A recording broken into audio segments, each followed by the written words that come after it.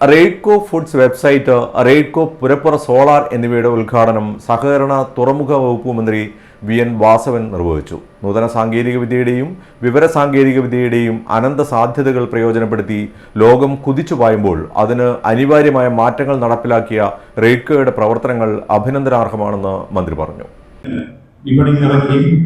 ഇറക്കുന്ന ഉൽപ്പന്നങ്ങൾക്ക് ഗുണമേന്മ ഉറപ്പാക്കി അതേപോലെ നല്ല മാർക്കറ്റ് സമ്പാദിച്ചു മുന്നോട്ട് വരുന്ന റെയ്ഡ്കോയുടെ പ്രവർത്തനങ്ങൾ പല രൂപത്തിലെടുത്താൽ മാതൃകാപരമായ പ്രവർത്തനങ്ങളാണ്. ചില പ്രോഡക്റ്റുകളെല്ലാം ഏറ്റവും നല്ല ക്വാളിറ്റികളും നല്ല രൂപത്തിൽ മാർക്കറ്റിൽ വിറ്റഴിക്കുന്നു. അത്തരത്തിലുള്ള പ്രോഡക്റ്റുകളെ പ്രൊമോട്ട് ചെയ്യുന്നത് ഒരുപക്ഷെ നമുക്ക് ഇന്റർനാഷണൽ മാർക്കറ്റിൽ എത്തിക്കാൻ കഴിയുന്ന പ്രോഡക്റ്റുകളാണ് ഉത്പാദിപ്പിക്കുന്നത്. ഭാവിയിൽ അത് മാനേജ്മെന്റ് ആഗ്രഹിക്കണം എന്നാണ് നിർദ്ദേശിക്കാൻ. ഇപ്പോൾ നമ്മുടെ സംസ്ഥാനത്ത് മൂല്യവർദ്ധിത ഉൽപ്പന്നങ്ങൾ ഉത്പാദിപ്പിച്ച് സ്ഥലങ്ങളെ എക്സ്പോർട്ട് ചെയ്യും.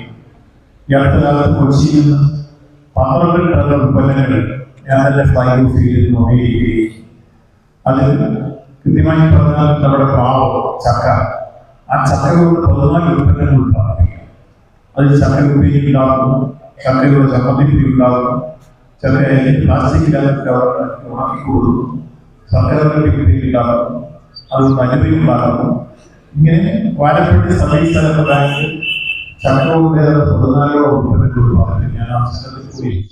മാവിലായി റെയ്ഡ്കോ കറി പൗഡർ ഫാക്ടറിയിൽ നടന്ന ചടങ്ങിൽ റെയ്ഡ്കോ ചെയർമാൻ എം. സുരേന്ദ്രൻ അധ്യക്ഷത വഹിച്ചു. മാവിലായി കറി പൗഡർ ഫാക്ടറിയിലെ പുതിയ ഉൽപ്പന്നങ്ങൾ വിപണിയിലിറക്കൽ ഉദ്ഘാടനം കെ.വി. സുബേഷ് എം.എൽ.എ. നിർവഹിച്ചു. റെയ്ഡ്കോ മട്ടന്നൂർ ഫുഡ് കാനിംഗ് യൂണിറ്റിലെ പുതിയ ഉൽപ്പന്നങ്ങൾ വിപണിയിലിറക്കൽ ഉദ്ഘാടനം ജില്ലാ പഞ്ചായത്ത് പ്രസിഡന്റ് പി. ദിവ്യ നിർവഹിച്ചു. റെയ്ഡ്കോ റിംഗ് കമ്പോസ്റ്റ് ലോഷൻ വിപണിയിലിറക്കൽ ഉദ്ഘാടനം എം.ഡി.ഡി.സി ചെയർമാൻ പി. ഗോപിനാഥൻ നിർവഹിച്ചു. പെർളശ്ശേരി ഗ്രാമപഞ്ചായത്ത് പ്രസിഡന്റ് എ.വി. ഷീബ, മുൻ MLA. K. Narayanan, Raidco chief executive officer V. Ratheesan, K. Pushpaja, C P. Manoj Kumar, C V. Jayadev, K C. Baiju, O. Rameshan, Vasu Thottathil, K. Gangadharan, M. K. Rakesh തുടങ്ങിയവർ സംസാരിച്ചു.